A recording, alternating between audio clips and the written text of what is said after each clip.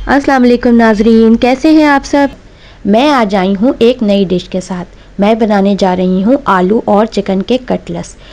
आलू और चिकन के कटलेट्स बनाने के लिए मैंने लिया है यहाँ पर तकरीबन 1 किलो के करीब बॉयल आलू, और अब मैं इसको कर रही हूँ मैश। इस आलू को बहुत अच्छे तरीके से मैश करना है। आलू को अच्छी तरह से मैश कर लें। 1 पाव के करीब मैंने चिकन लिया।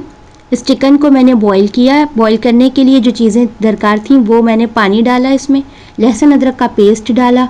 इसके साथ ही मैंने थोड़ी सी पिसी हुई हल्दी डाली, थोड़ी सी पिसी हुई लाल मिर्च और नमक डाल के मैंने बॉईल किया।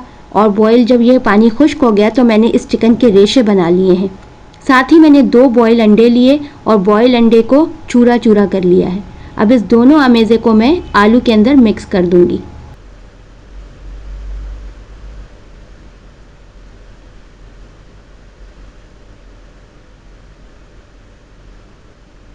आलू, मैश किए हुए आलू, चिकन और इसके साथ ही मैंने बॉयल एग अच्छे तरीके से इस पूरे आलू में मिक्स कर लिया। और अब मैं इसमें डाल रही हूँ बारीक कटी हुई हरी मिर्चें।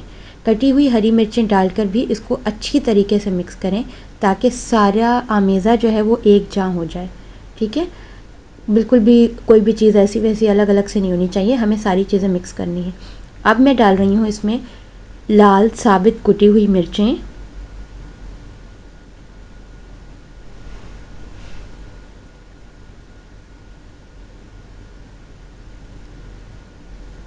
कुटा हुआ ज़ीरा। ज़ीरा को हल्का सा जो है ज़ीरे को भून लें और भूनने के बाद उसको मोटा मोटा सा ग्राइंड कर लें और वो डालें इसमें। ठीक है,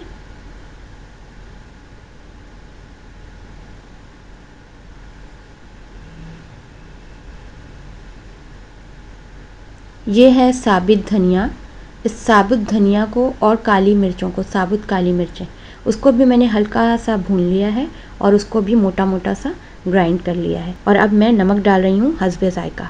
जो भी आपका टेस्ट है हस्बे ज़ायका इसमें नमक डालें। दोबारा से अब सारे मसालों को अच्छे तरीके से आलू में मिक्स करें, बहुत ही अच्छे तरीके से। अब मैशर को बाहर निकालें, मैशर को साफ़ करके हटा लें।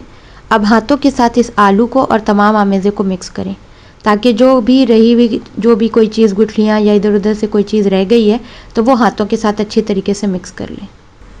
सारे आमेज़े को अच्छी तरीके से हाथों के साथ मिक्स करें। देखें, हाथों से मैं फील करें इसको कि गुठलियाँ हैं क्या है। इसको अच्छी तरीके से, बहुत अच्छी तरीके से पूरे आलू को, चिकन पीसेस को और अंडे को अच्छी तरीके से हाथ से फील कर करके अच्छी तरीके से पूरे आलू में आमेज़े को अच्छी तरीके से मिक्स करें। गुठलियाँ नहीं होनी चाहिए क्योंकि अच्छे रिज़ल्ट के लिए परफेक्शन तो होनी चाहिए ना। आलू का आमेज़ा हमारे पास बिल्कुल डन है, मिक्स है। और अब हम इसको फ्राई करने के लिए जो चीज़ें हमें दरकार हैं वो ये हैं। 2 अंडे हैं फेंटे हुए। ठीक है, अच्छी तरीके से अंडे को फेंट लें। ये 2 अंडे हैं। इसके अलावा ये ब्रेड क्रम्स हैं, और ये वो ब्रेड क्रम्स हैं जो आसानी बाज़ार में मिल जाते हैं।